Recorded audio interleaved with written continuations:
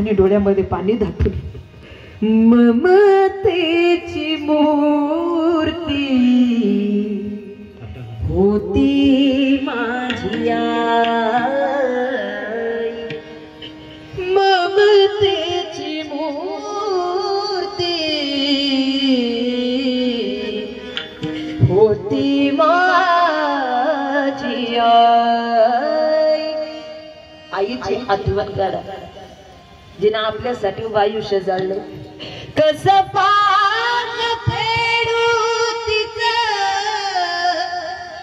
होऊ तर आई, ममतेची मूर्ती होती माझी आई.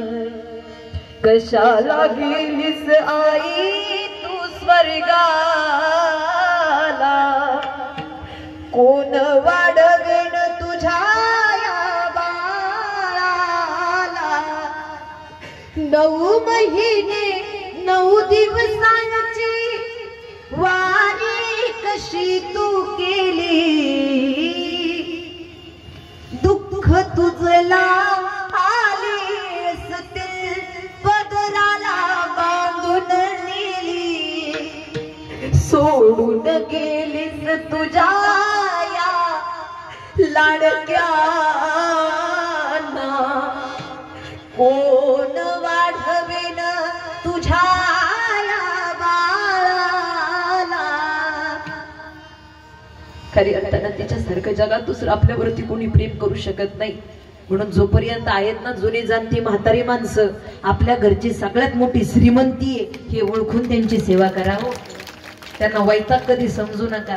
अर्धी भाकर घरात आई बापाच्या ताटात कमी जाऊ द्या, अर्धी भाकर कमी द्या, पण जगासमोर त्या म्हाताऱ्या आई बापाचा अपमान कधी करत जाऊ नका. लक्षात ठेवा, त्यांच्यासारखे उपकार आपल्यावरती दुसरे कोणी करू शकत नाही. म्हणून निश्चितच त्यांची सेवा आज हे थोरात कुटुंबांत करणारा गेल्यानंतरही एवढी सेवा करते. निश्चितच या आईचं जीवनही तितकं सुंदर.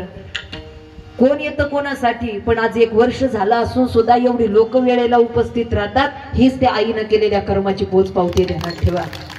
निश्चितच केले कर्म झाले त्याची भोगा हे म्हणावं लागेल. याच्यासाठी केला होता ठास शेवटचा दिस गोड व्हावा.